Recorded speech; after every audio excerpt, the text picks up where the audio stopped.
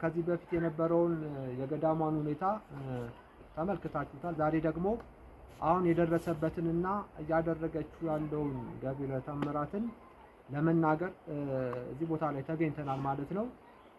ከዚህ ከጀርባዬ እንደምትመለከቱት ከዚህ በፊት እንደዚህ አልነበረም። ይሄ ቦታ በእንደዚህ አይነት ሁኔታ ተፈልፍሎ እንግዲህ ለአገልግሎት ክፍት የሚሆኑበትን መንገድ እየተመቻቸ ይገኛል ማለት ነው። በመጀመሪያ እስኪ እዚህ ቦታ ላይ እንዴት እንደመጣሽ ንገሪኝ እስኪ። እኔ ማንም ሰውም ነግሮኝ አይደለም የመጣሁት፣ በህልሜ ነው ያየሁት። አላውቅም፣ ቦታውንም አላውቅም።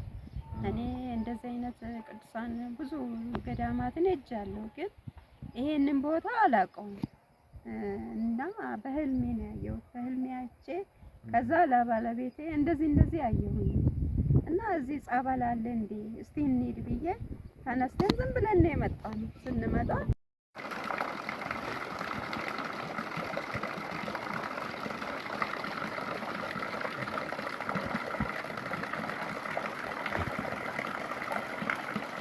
ሁለተኛው ምዕራፍ ላይ እንገኛለን ማለት ነው።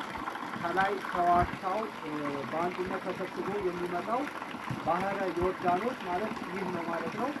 ከዚህ ጋር እንደምትመለከቱት ከዋሻው ውስጥ ላይ ሰርቆ የሚመጣ ጸበል ነው እዚህ ላይ እንደምትመለከቱት ማለት ነው።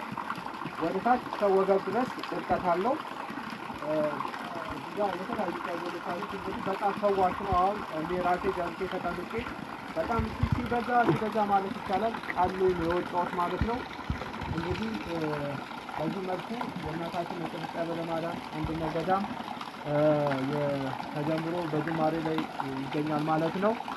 ስለዚህ እናንተ ህዝበ ክርስቲያን መጣችሁ ሁልጊዜ እዚህ ቦታ ላይ ከቦሌ አራብሳ ከጨርቆስ አደባባይ የ30 ደቂቃ መንገድ ነው።